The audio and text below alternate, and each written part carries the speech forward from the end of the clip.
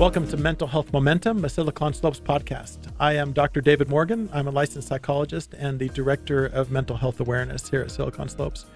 And on this podcast, we talk about mental health issues in business and beyond, and we look for solutions. I'm going to introduce my guest to you today. This is Dr. Angela Trego.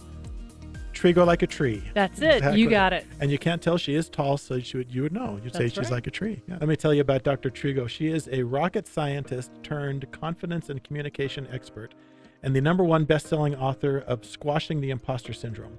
Before dedicating her career to speaking and professional development, she held senior technical and leadership roles at Fortune 500 companies, including Boeing Phantom Works, ATK Launch Systems, and Varian Medical Systems. ATK, is that the one that had the ring in the Challenger? It is. Okay, Yes. that sounded familiar to me. Okay.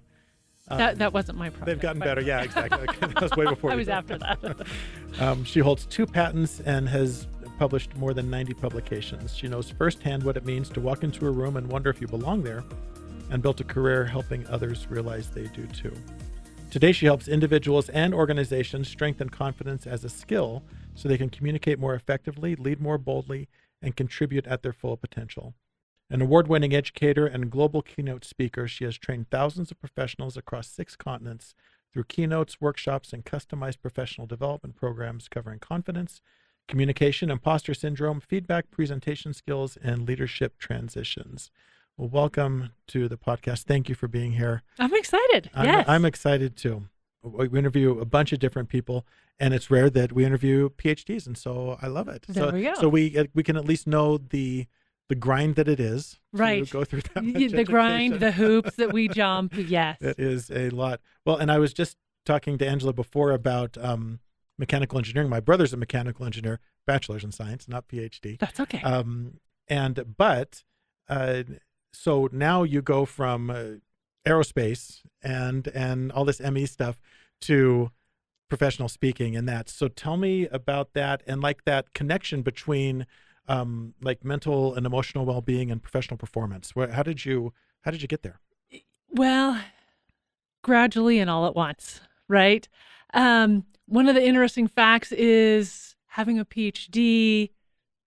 Many of us have those credentials. We've got the resume built up, and yet you walk into that room and you question yourself. Totally. Right? I know exactly what you're talking about. I struggled with that too often and saw so many other individuals experiencing that same thing, that didn't matter that their resume was really filled out, that they were technically competent, they were hard workers. They still struggled with, do I belong? Yeah. I felt that greatly and profoundly when I was first starting at the Boeing company. It was also exacerbated by the fact that I was the only woman out of 200. I was just going to ask that, right? Because as a woman in the mechanical engineering space, you probably felt that a little more acutely. Yes. Yeah. One woman out of 200 men. Yeah. Right. You feel like you are the only one in the room. But too often the internal feelings don't match that external reality. Yeah. And as I started to look at these people, especially as I moved into leadership and seeing that people weren't being held back by their technical skills, they were being held back by their confidence.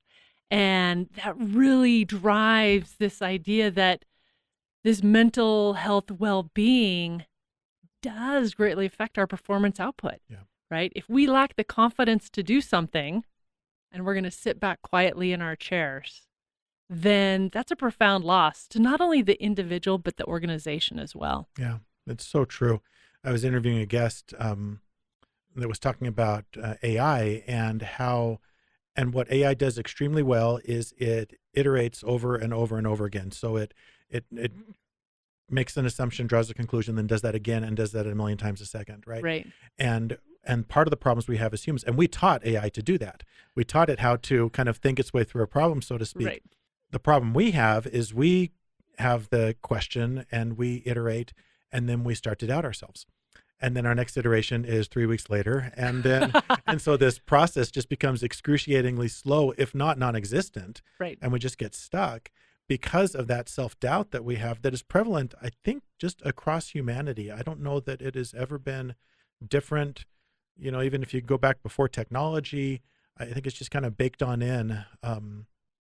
And I think that's, so when you talk about imposter syndrome, I think most people kind of understand that. When you think imposter syndrome, how do you define that? Yeah, I define imposter syndrome as the fact that our external reality does not reflect our internal feelings.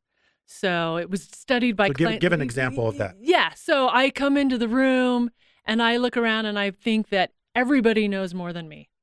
I don't belong at that table. I shouldn't be saying anything because whatever I'm going to say is not of value to anybody else. That's your internal. That's my internal thought.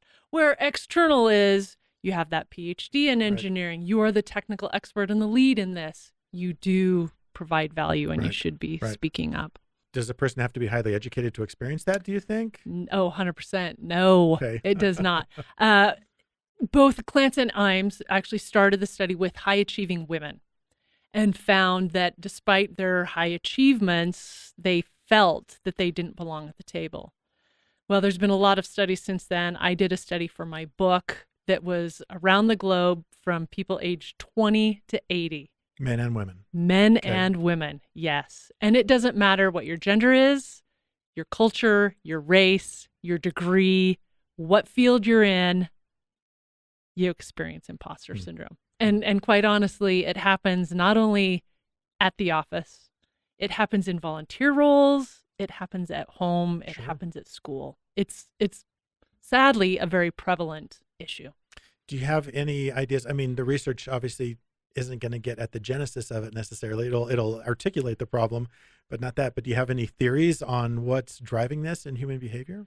I know this is more my field. That's your field, right? I am not a psychologist. I am a rocket scientist.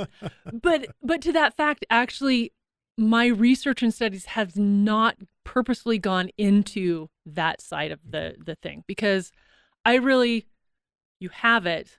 I want to help you solve it. Right. Yeah. And exactly. The genesis of it is less important. It fascinates me just as a social scientist and thinking about why is this affecting so many people across the globe? What is it about our just being a human being? That makes us kind of automatically doubt ourselves. I don't know. I'm sure someone knows the answer to that. I don't know the answer to that. Yeah, I don't either. We won't get at that. That's not going to be in the podcast today. We won't talk about it. So you have the personal experience at Boeing, 1 out of 200 women. And then your internal reality, your internal perception rather, not squaring with the external reality of saying you do belong there. You feel like you don't belong there. You start to experience that imposter syndrome. So then you decide to write a book about it. Okay. Right. So tell me about that process of going, because a lot of people change careers. They do those shifts. How did that work for you? Because you spent a lot of time getting your doctorate as well. Right. In a field right now where you're pushing yourself as a communications expert, which is amazing, but there's no direct correlation to most engineers, PhD and ME. Let's be honest, exactly. Most engineers are not They're terrible communicators, right? I know. But so tell me about that process of getting from there to here. Yeah. So I started down that technical path, being an engineer, and I'm going to say up front that being an engineer and a communications confidence expert is not so different. As an engineer, we figure out where are we at, where we need to be, and we build that bridge. Right. It just tends to be a physical bridge. Now I'm looking at individuals, figuring out where they need to be and helping build that that confidence. It's still problem solving. It's still problem solving, right? I did not, you're right. I did not start out to say, ooh, guess what I'm going to be when I grow up.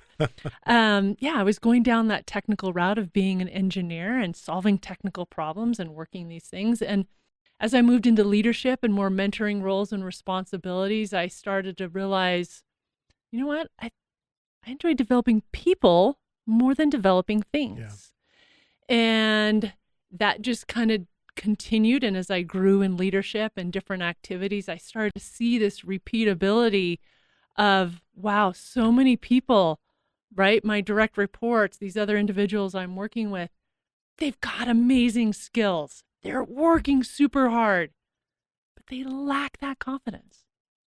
And that shuts everything else down, right? So that kind of turned into, let's go into more study into this and more research and training and speaking and writing about this issue. Right. And it's really, how can I help people that have that issue, because it is so relevant, connect those dots and help to develop that skill of confidence. Yeah. Well, and it makes sense because your engineering brain would be highly relevant to that, because any sort of scientific endeavor where you're trying to, you have a problem, a hypothesis, and you're trying to disprove it or whatever you're trying to do, all of that requires a scientific approach. That's one of the challenges that I think psychology faces, is that most of the people that go into psychology go because they hate math, right? Right. And they figure, well, I don't have to take, and then they find out they have to take statistics, and they're just heartbroken when they get to that class. Right. But they, because they're thinking in a less clinical and scientific way, but human behavior, it's the same thing. Yeah. Solving problems has the same set of parameters, just applied in a different way. And so the ones that I think are perhaps more successful, and the ones that end up in academia, are the ones that are more scientifically minded. Right. Yeah, I would agree. Tell us about some of the main points of the book. Squashing the imposter syndrome like a bug. Right. Right.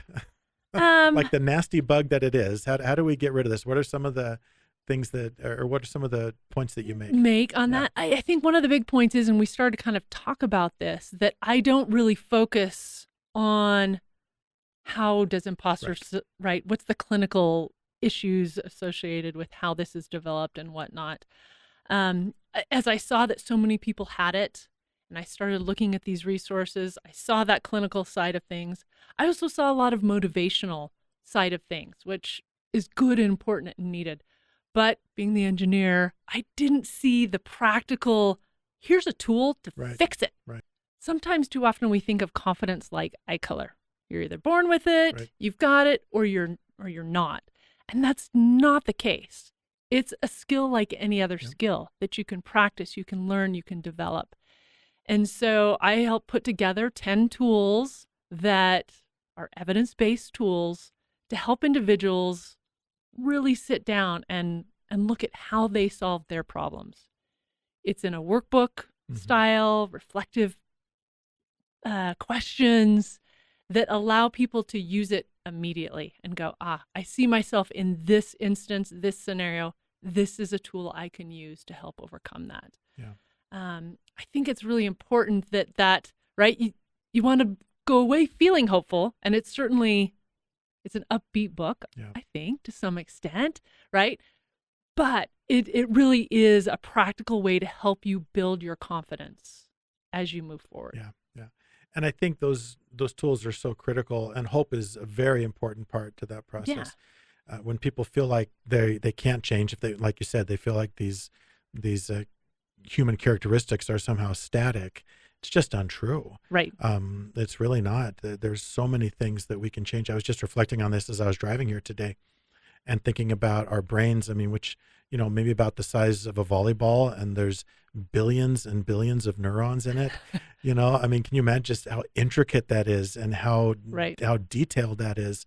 And yet we're trying to reduce it to this very simplistic thing, like, well, either you have it or you don't. That's ridiculous. Yeah. Of course. I mean, it's the ultimate change machine. Our brains are. I also love that you're not necessarily trying to go after the ideology of it, because even in psychology and in therapy situations, I don't know that that's necessarily helpful. A lot of people want to know, the Dr. Freud style, let's, go back in time and figure out, what caused this. Sure. And you can spend some time with that. And there are some particular issues that it might be beneficial for, but most of the time, even when you get to that point, you're still faced with, how do we get out of it? Right. And so a lot of times I just say, well, let's just start there. Yeah. Let's just start with how we get out of this, instead of, doing the autopsy on why the tire is flat. Yeah. And sitting here for 3 days figuring out why the tire is flat. At some point we still have to change it in order to get moving. And so why don't we just change the tire and get moving? And maybe we can think about why it went flat later. But the practical tools to move forward are so critical. Yeah. And I think another important aspect is that people sometimes are like, well, I'll be able to be cured of imposter syndrome, right? Yeah. What do you think about that? And I don't agree with that. Yeah. There's always going to be self-doubt. But if you have tools you can use that help minimize that effect. So instead of right? Instead of waiting the 3 days to change the tire, say, oh, I got a flat tire. I'm going to go fix that before I'm driving on the rims, and then I have a lot to fix, right? To use your same analogy, that really does help people. Is let's give you a tool that you can utilize and come back to, so that you can move forward and you stop letting imposter syndrome make decisions for you, and you can make that in a confident way. Yes, I love that idea of curing. I don't know that it would ever happen, especially because you're establishing that this is so ingrained in human behavior, worldwide human behavior, transcending culture and race and all the above. Everything. If that's the case, then it's unlikely that it's something that we're just going to vanquish at some point, but we can get much, much better at managing it. You can get really good at changing tires. You can get better at avoiding road hazards, right? Those sorts of things, so that perhaps it doesn't affect you as much. And maybe that's,